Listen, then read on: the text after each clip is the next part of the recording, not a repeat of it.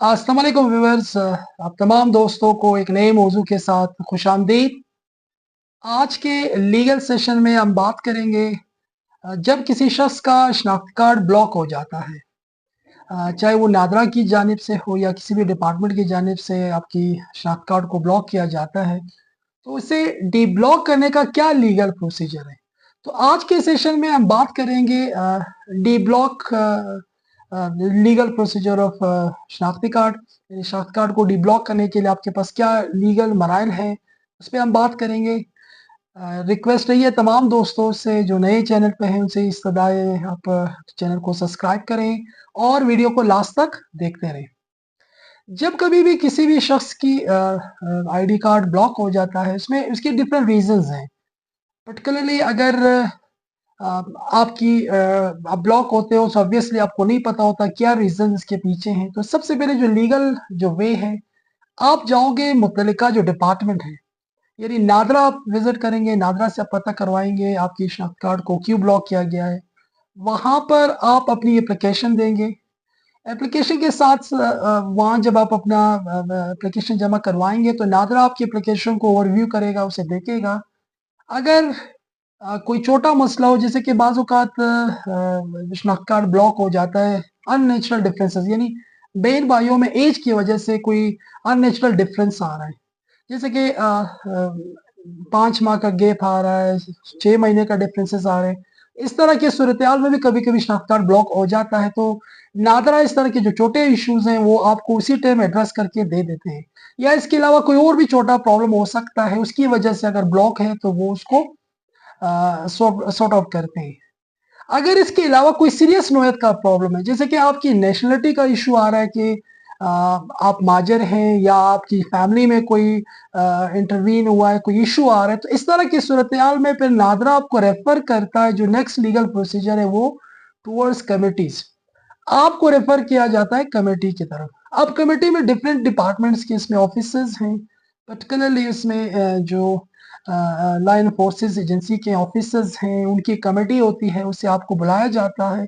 तो ओवरऑल आपकी तमाम फैमिलीज़ की डिटेल को देखते हैं, आपसे क्वेश्चन पूछे जाते हैं और इसमें जो इम्पोर्टेंट बात है, आपसे जो जितने भी इम्पोर्टेंट डॉक्यूमेंट्स हैं, पुराने शनाख्ती कार्ड है, पेरेंट्स के शनाख्ती कार्ड या पासपोर्ट, जो भी पुराना डॉक्यूमेंट्स हैं उसके मुताबिक आपसे ये चीज़ें तलब की जाती है।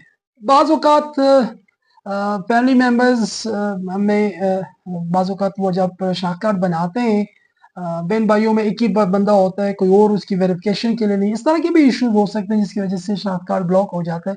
बहरहाल अगर आप कमेटी को सेटिस्फाई करने में कामयाब हो जाते हैं, सो ऑब्वियसली आपका मसला कमेटी उसी टाइम सॉर्ट आउट करती है।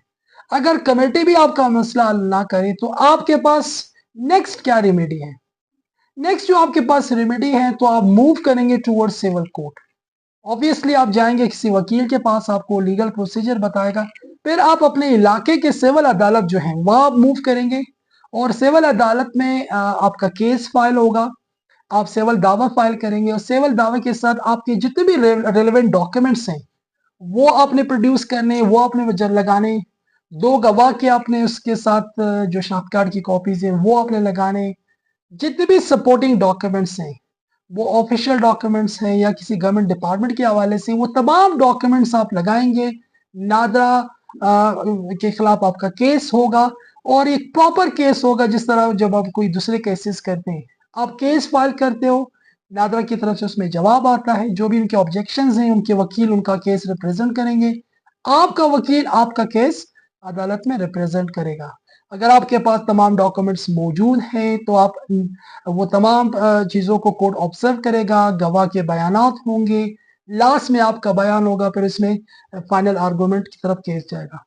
अगर आप अपना केस इस्टेब्लिश करने में कामयाब होते हैं, अगर आप ये कहते हैं कि मैं शनाख्ती कार्ड इलीगली ब्लॉक है, मैं पाकिस्तानी हूँ, कानून के मुताबिक मेरे पास तमाम रिकॉर्ड मौजूद है, तो अदालत इन तमाम सबूतों को देखते हुए आपके फेवर में केस डिक्री करेगा और आपका जो केस होगा वो डी ब्लॉक का जो ऑर्डर है वो डिक्री हो जाएगा। डी ऑर्डर होने के बाद बाज़ औक़ात अपील का भी टाइम होता है, वो अपील का टाइम के गुज़रने के बाद भी आपका काम नहीं होता, फिर आप एग्ज़ीक्यूशन के लिए भी एप्लीकेशन उसी कोड में दे सकते हैं। आपका जो प्रोसीजर है वो ऑनवर्ड्स सॉर्ट आउट हो जाएगा। तो दोस्तों, आज का सेशन नादरा के हवाले से था। आप अगर कोई सवाल पूछना चाहते हैं या कोई भी कानूनी मावनत हासिल करना चाहते हैं, आप हमसे राब्ता कर सकते हैं। आज के सेशन यहाँ तक, मिलते हैं बहुत जल्द नए सेक्शन के साथ। So thank you so much for watching me.